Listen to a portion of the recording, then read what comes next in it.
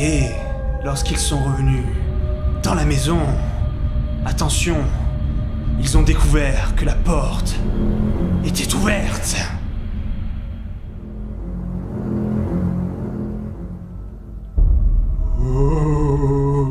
Seb, l'espérance de vie pour un homme est en moyenne de 79 ans en France. Tu tiens vraiment à déjouer les statistiques ce soir ? Générique. Arrête ! Bonjour ou bonsoir et bienvenue dans cette toute nouvelle vidéo d'État Critique. Je suis ventriloque, t'as vu ? Le cinéma d'horreur et la France. Un mélange qui ne semble pas faire bon ménage. Bon, évidemment, l'exception est présente. Mais le cinéma français ne semble pas faire énormément confiance au genre de l'horreur. Il y a peut-être quelque chose dans la culture française qui fait qu'il y a une sorte d'a priori, parce qu'aujourd'hui, pour monter un film d'horreur en France, il faut avoir du courage, hein. En même temps, il faut savoir qu'en 2003, seulement 15 films d'horreur ont réussi à dépasser le million d'entrées en France. Yep. Un genre donc peu rentable, ce qui explique pourquoi il est si difficile de produire un film de genre en France. Pour vous donner un ordre d'idée, le film d'horreur français qui a eu le plus de succès, c'est Promenons-nous dans les bois. Ouais, l'un des films d'horreur les plus nazes de tous les temps est numéro 1 des entrées chez nous, la France. Si bien représentée. Et c'est là qu'on arrive à l'histoire des deux réalisateurs de notre film du jour, Fabrice Canpa et Jean-Baptiste Andréa. Pas la peine de faire une recherche sur leur carrière car ils ne feront plus jamais de film ensemble. Le premier disparaîtra complètement du paysage audiovisuel, tandis que le second réalisera Big Nothing et La Confrérie des Larmes, deux films totalement oubliés que je vous conseille ardemment. Donc ces deux-là avaient idée de faire un film d'horreur s'inspirant librement de la légende de la Dame Blanche. Oh my god! What is this? Oh my god! Problème, le budget. Personne ne veut produire leur film, et les deux bougres se disent qu'ils ne pourront jamais faire ce film, à moins d'y mettre de leur poche. C'est alors que James Hutt, le futur réalisateur de...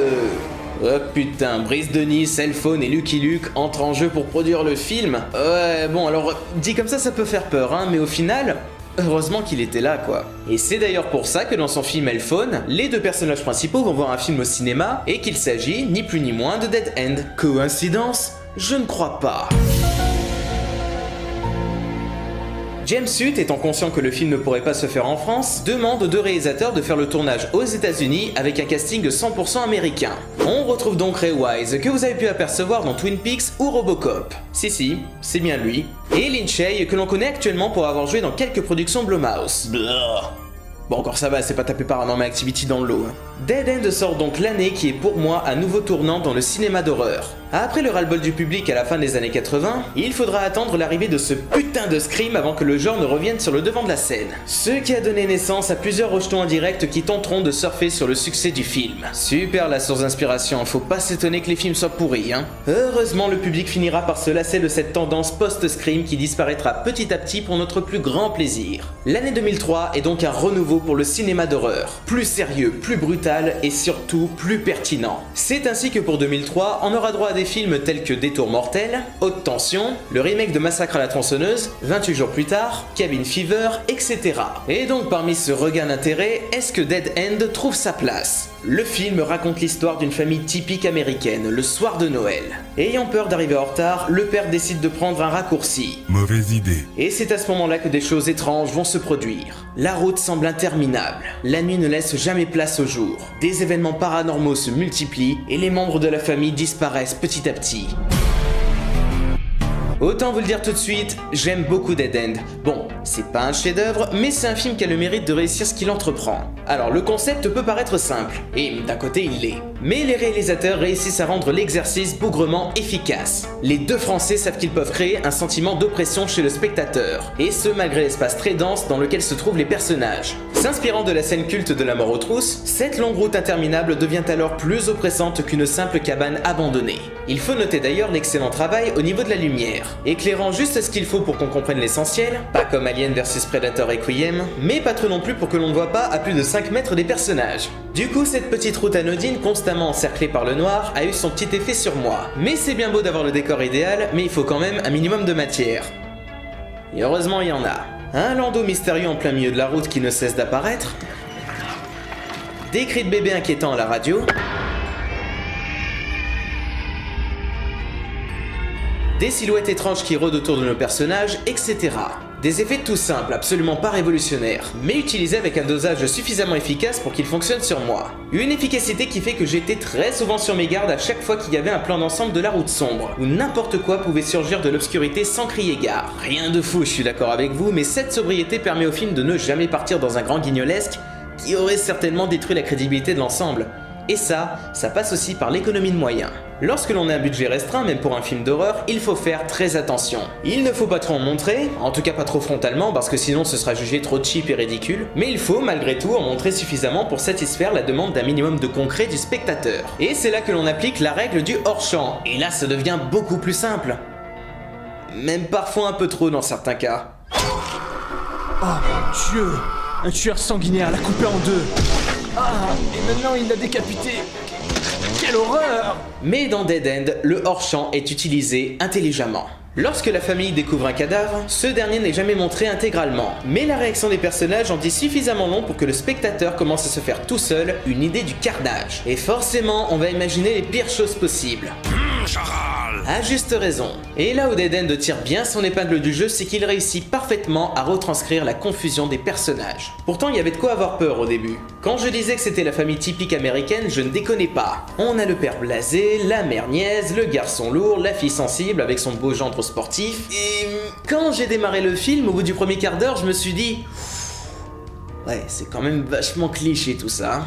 Mais c'est sans compter sur la nationalité des deux réalisateurs, qui ne vont pas se gêner pour apporter un point de vue particulier, accessoirement français, des codes de la famille américaine au cinéma pour mieux les détruire. Dès que les événements surnaturels font leur apparition, on assiste à une sorte de déstructuration des personnages avec des réactions plus chaotiques de leur part. Une représentation moins lisse et donc plus pertinente des émotions humaines face à l'inquiétante étrangeté. Par exemple, le fils prend le tout avec légèreté pour ne pas se rendre compte de l'ampleur de la situation. RAB. Rien à branler. La fille est totalement paralysée par ce qui se passe, comme si elle souffrait de catatonie. Le père s'énerve plus facilement, ayant de plus en plus de mal à garder son calme. Et la mère... Regardez, j'ai tout fini le gâteau. Je peux avoir un stylo? Elle devient folle. Non mais vraiment, elle finit par péter une durite, mais sévère quoi.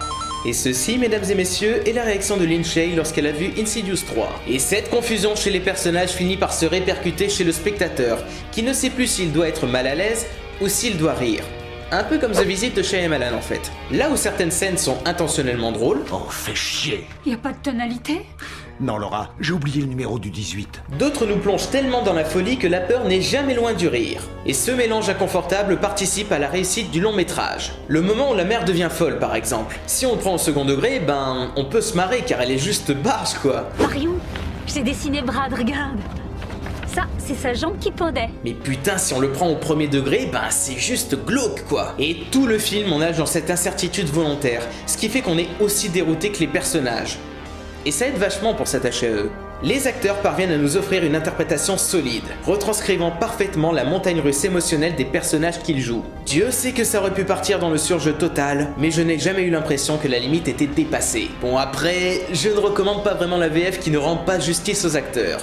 Bon, ça aurait pu être pire aussi hein. Ah, j'ai peur, je veux pas mourir. Au secours!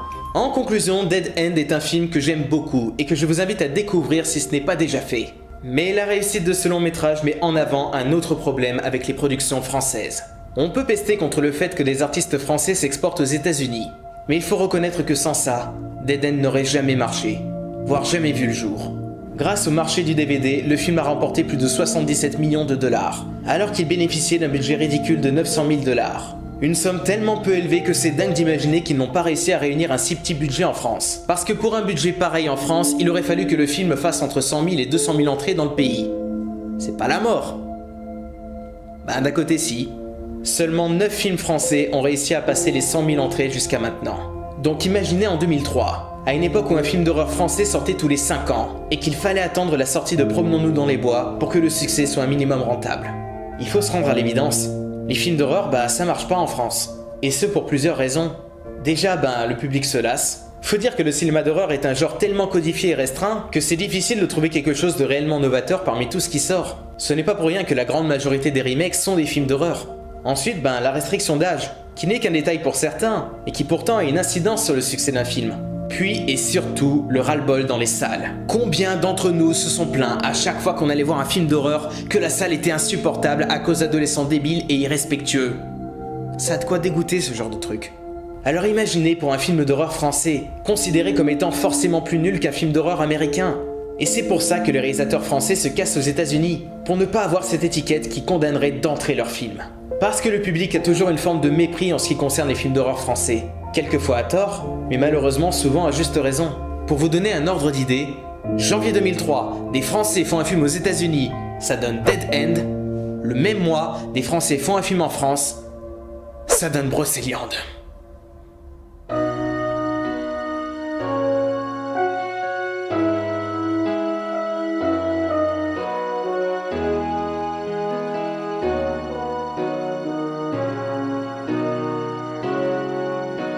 Les films français... Ah non, c'est bon, on n'a pas le temps pour une chanson, hein. Je vous dis bye bye, allez au cinéma, et à la prochaine, hein. À un moment, ça va, on n'est pas dans The Voice non plus, hein.